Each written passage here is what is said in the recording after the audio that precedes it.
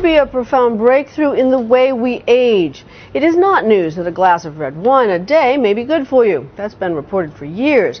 But what if you could take the best parts out of the red wine, concentrate them, and take them in a pill? Some maverick scientists think they're on the way to doing just that. Nightline's Vicki Mabry reports. These two mice are racing toward the elusive fountain of youth. So why is the one on the right moving so much faster? He's running on red wine, or more precisely, resveratrol, a natural compound found in red wine. And the man behind the mice is betting that molecule is the answer to aging. We believe these molecules are working by activating these very ancient genetic pathways that control the aging process. Controlling aging with drugs. It's a remarkable idea, and some might say an outlandish one. But these two men say they're enticingly close to making that idea a reality. We started with a clean slate and looked. Meet the scientist, Harvard Medical School's David Sinclair, and the money man, millionaire investor Christoph Westphal, behind Citrus Pharmaceuticals. They say what they're doing here in Cambridge, Massachusetts, the biotech hub of the universe, is going to revolutionize medicine. If we are right, these drugs will be enormously successful drugs and treat very important diseases. Inside a nondescript building, the co-founders share a tiny office and a goofy sense of humor. Looks like your sex toy is coming in the mail. Oh, sorry, did I say that out loud? But the company's goal is quite serious. They hope to develop drugs that will treat not just some, but potentially all of the diseases that come with old age. Diabetes, Alzheimer's, Parkinson's. Are you raising people's expectations and hopes too high, too soon? I used to think it was probably 100 years in the future that we'd see these anti-aging drugs come around. But now I'm optimistic that we'll see these possibly within the next few years, if it all goes well. Citrus was founded based on the science of David Sinclair. He was something of a whiz kid when he was recruited by Harvard Medical School and given his own lab devoted to aging research. He still spends most of his time there, where he and his team are doing what he calls cutting-edge science. There's one interesting thing that came up. Sinclair says from the moment he realized he was mortal, he was on a quest to do something about it. So after finishing his PhD in his native Australia, he sold his car to buy a plane ticket to Massachusetts. There, he began working in an MIT lab that was doing groundbreaking research on the genetics of aging. The simple fact that there are genes that control aging is really one of the most important discoveries in the last decade or more. But the details of what these genes actually do and how they do it, we're really just beginning to tap into that. And the more we study, the more exciting it becomes. Exciting, he says, because the genes are activated by resveratrol.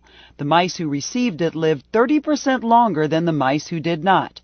That finding made big headlines and grabbed the attention of Christoph Westphal, who's now Sinclair's business partner. Westphal is a PhD too, an MD PhD, who actually finished in almost record time at Harvard. But he's made his name and his fortune as a venture capitalist who invested in edgy biotech companies. It was a little bit of a chess match at the beginning, where we were all both trying to figure each other out. Yeah. He basically said, tell me all or I'm going to walk out of here. And I realized pretty quickly that he was a guy I wanted to tell things to, because I thought that he was somebody very special. Originally from Germany, Westphal paid his way through medical school by performing as a concert cellist. Oh, and he also speaks 4 languages. So when these two paired up, it was something of a dream team, but they still needed backing. It's tens of millions of dollars to set up a company like Citrus, and ultimately hundreds of millions of dollars to develop a drug. Millions of dollars that Westphal raises by selling investors on the promise of those mice, and boy does he sell it. If we are right, this is a game changer. There's very, very few things I've ever seen in my life, and I've looked at a lot of these technologies, that if the technology is right and if the drugs actually deliver on the promise of the science, it's a game changer. It can change the world. So how exactly will red wine do that? Their approach starts with a very simple idea: dieting, serious dieting. There's a very simple way to slow down aging in animals. It's called caloric restriction. If you restrict the amount of calories a rat or a mouse gets throughout its lifespan by about 30%, they live dramatically longer, about 30 to 50% longer. So these same rats, where the control rats that are on a normal diet have cancer and are dying from all sorts of horrible diseases, the rats on the calorie-restricted diet are running around the cage, they're free of diseases, they don't have cancer. Scientists like Sinclair have spent decades trying to figure out why. And then the Q should be higher. He believes he's discovered the answer in a gene that gets switched on when you stop eating. The gene starts producing an enzyme that puts your cells in defense mode, more able to fight off disease. So instead of having to calorie restrict your whole lifespan, which nobody really wants to do, your life may not be longer, but it certainly will feel that way.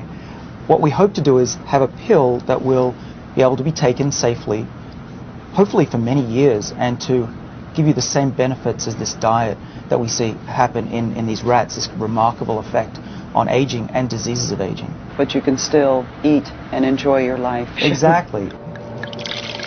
Which brings us back to that bottle of red wine and resveratrol, wine's magic ingredient.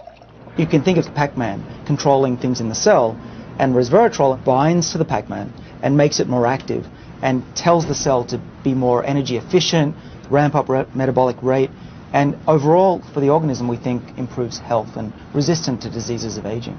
Sinclair's research shows that's what happens in mice as well as in yeast.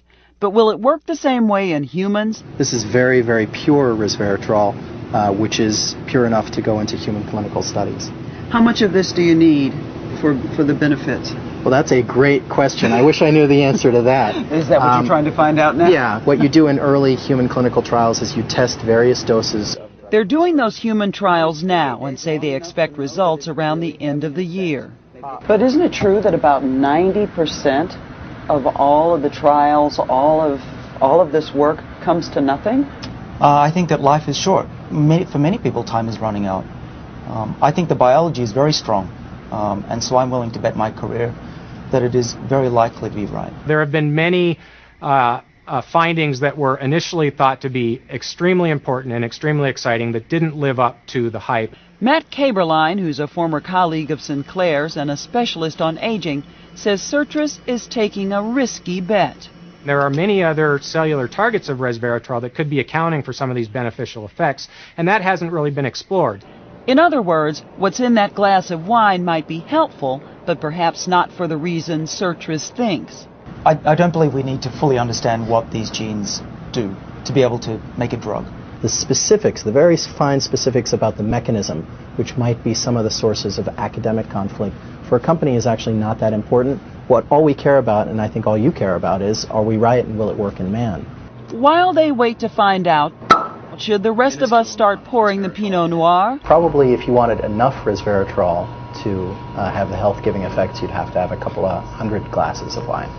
Per day? Per day. Yeah, we'd be here in this restaurant a long time. A long time. Which is why Sertris is hoping to pack the power of resveratrol into a tiny pill. If this fails, how disappointed will you be? I'll be initially disappointed, but I think that within my lifetime I'll see the success. Somebody will do it, and that will be enough reward for me. So despite the doubt and the risk behind their venture, these two are willing to drink to the idea that they've uncorked the secret to longer, healthier lives. For Nightline, I'm Vicki Mabry in Cambridge, Massachusetts.